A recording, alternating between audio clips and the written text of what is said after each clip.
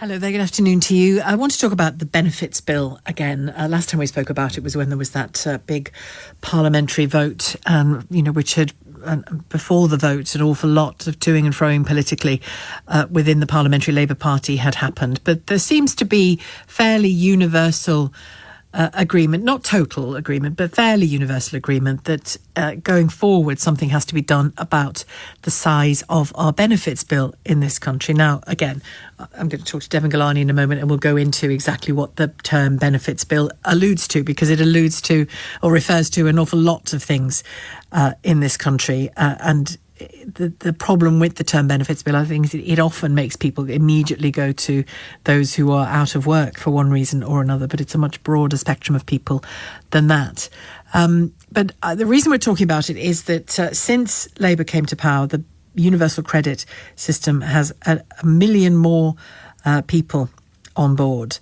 A record 8 million people in Britain now claim universal credit, according to new figures. Highest level it's been since the benefit was introduced just over a decade ago. Nearly half of those claiming are not expected to work because of a variety of reasons, long-term sickness, caring duties, or being over the pension age, according to the data. Just for those of you who might not know what universal credit is, it's a payment to help with living costs and is available for people in work who are on low incomes, as well as those who are out of work or cannot work for one reason or another. Well, Devon Galani joins me, Director of Policy and Practice, who's one of the architects of that very system I've just described there. Devon, this is complex in as much as there are an awful lot of people that you could pinpoint on universal credit, aren't there? But there is a tendency for people to immediately leap to out of work benefits. Well, I think that's a tendency, but also just this flashpoint of the numbers going up. I think I want to address that as well, if I can. Yeah. So we've got people, universal credit is a benefit that was first introduced in 2013, but it's taken a long time to get going. That means there's a parallel benefit system, the older, the legacy system running alongside it. And really what we're seeing when the numbers on universal credit go up is people from the old system moving on to the new system. Which they've been made to do. They have to. Yeah, they're being made to do, and it's happening at pace. So kind of 1.3 million people expected to move over this sort of 12-month period. And really what you're seeing when the universal credit numbers jump up is the movement from legacy benefits onto universal credit. Now, when I was crunching the numbers on, way back when, the early forecast for universal credit is that there'll be 7.2 million households on universal credit when it's fully rolled out. At the moment, there are just over 6 million households on universal credit. So in some senses, we're still just seeing that movement from, so kind of, since Labour came to power. I mean, this is, whoever was in power, this was going to happen. This was as expected, essentially. Yeah. Now, that isn't to say there aren't underlying problems with the social security system. You've had me on before. We've talked about disability benefits and the fact that the number of people being signed off as not able to work, not being able to work has been rising consistently, and that is something that does need to be addressed. There are some things happening right now to try and tackle those, so I can go through some of those if that's helpful. Yes, it is helpful. Yeah. So the government's done a few things. The first one is to for new applicants onto what's called the health element of universal credit. The bill that's just been passed means that the amount that people will get will be halved, effectively, so from £97 a week to £50 per week, and frozen. So the gap between if you're getting the health element of universal credit versus not is going to shrink. Alongside that, you've also got a boost in the core element of universal credit. So if you're not getting the health element, you're going to get a little bit more. That's going to continue over the course of this parliament, which means the difference between being on the health element and not is going to get narrower. And I think that's one of the things that they're saying, that people don't want to risk moving into work because you might risk losing your health bump. But actually that's going to become much smaller. Whether that's going to do enough to... Go on. And if I think that is a good, I mean, it's a bit, when I say small example, I mean, it's a good singular example of what, if I understand what the plan was with universal credit, is to make sure that that working didn't punish you, that working worked for you. That's an example of what you're describing. You are always better off in work. Absolutely. I mean, I think there's also this kind of ongoing narrative that you're not better off in work, when actually that, if you do the maths, as I do, it's my job, it's very rarely true these days. Like the amount of support, you're almost always better off on universal credit, even when you factor in things like travel costs or or the cost of getting to work, kind of having to buy a suit and get there and pay for lunch and stuff, you're still better off. The question is that differential big enough? And if people want to understand that themselves or see if they need support, again, it's there for people who need it. So whether you're in or out of work, you might be working part-time, you might have very expensive rent. That's what universal credit is there to help you to top up. You won't get as much as if you were, you get less because you're earning and you're paying off, the amount of UC you're getting is going down. But I do think there's a problem, as we've talked about in the past, where people who should be getting the support aren't. And I've just said, actually, kind of despite the numbers going up, it's less than the number of households we expected to see on universal credit once it was fully rolled out. So I do think there are probably people out there who are missing out on support as well, which we don't talk about enough. No. I mean, well, you always do when you come on. I always do. Yeah, no, that's good. No, it's nothing wrong with that. But it tells you a story, doesn't it? It tells you that that we're not actually this grasping nation of scroungers looking for every penny we can get from the state. Actually, there's a story to tell that is the opposite to that. Absolutely. There's an ongoing narrative around that. And I do think kind of what we need to do is tackle the underlying causes of people not falling out of work in the first place. Why are people getting sick, having to step out of work and not being able, why can't they access the health support they need? Sometimes they've actually got problems with their workplace, but why can't managers get the training they need? These are things that you can do to actually, it becomes a win-win, because sorting out the middle management issue that we have in this country sometimes is a great way to boost productivity as well. So, people are leaving because, maybe that manager... Listen, I mean, anyone, so much you can do. Yeah, and anyone who has needed support or flexibility in the workplace during a difficult time for either health reasons or whoever knows what, caring reasons, whatever it is, you know when you're getting good support, because it means you can carry on working. Yeah, many and most are brilliant, to be fair. Yeah. But I do think when you're, one of the things you can do is stop people from falling out of work in the first place.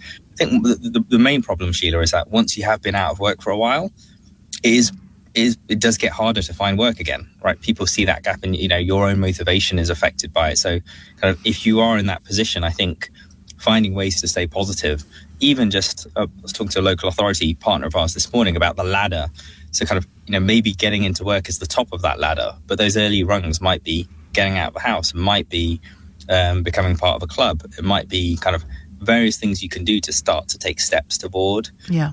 And becoming a bit more confident. Particularly if mental illness has been a part of it, or as you say, long-term drop in confidence, or having to reskill, or whatever it has to be. It doesn't always come in one event, does it? In one moment. Absolutely. And I think another big side, we always focus on work because of the, you earn more and you pay taxes and all of that stuff. But actually, you can stop other problems from happening. You talked about mental health there. You can actually kind of just having a bit of a social support network is really good for people's health, well-being, sense of community. These things do matter. I do think they're a big part of boosting local areas and individuals. It's about being in the flow of life, isn't it? Yeah, and I think sometimes that's what I do feel like we're missing in this conversation. Can I broaden it out as well to where we go next? Because we know we are an aging population. There is a general consensus that the benefits bill is, how would you describe it? Not out of control, but growing and needs to be addressed one way or another. There's a broad consensus of that. Clearly, that battle in Parliament we saw recently was because Labour MPs, in particular, many of them, felt that the government was targeting absolutely the wrong people to try to control that benefits bill. What does the data tell us so far? You look at the figures, you look at the data. What does it tell us about where we need to move on that? I think stopping people from falling out of work in the first place, as I said, helping people get into work when they're early, younger. And stay in work is probably the best way out of this. To kind of, and we talked a bit about things you could do that would also boost kind of overall company productivity, that kind of middle management gap that I think we've seen in this country for a while. I do think there is this. I think sometimes we don't talk about employers enough and the challenges they have in growing. And I do think obviously this government's had its criticisms on that, and I think on some level we.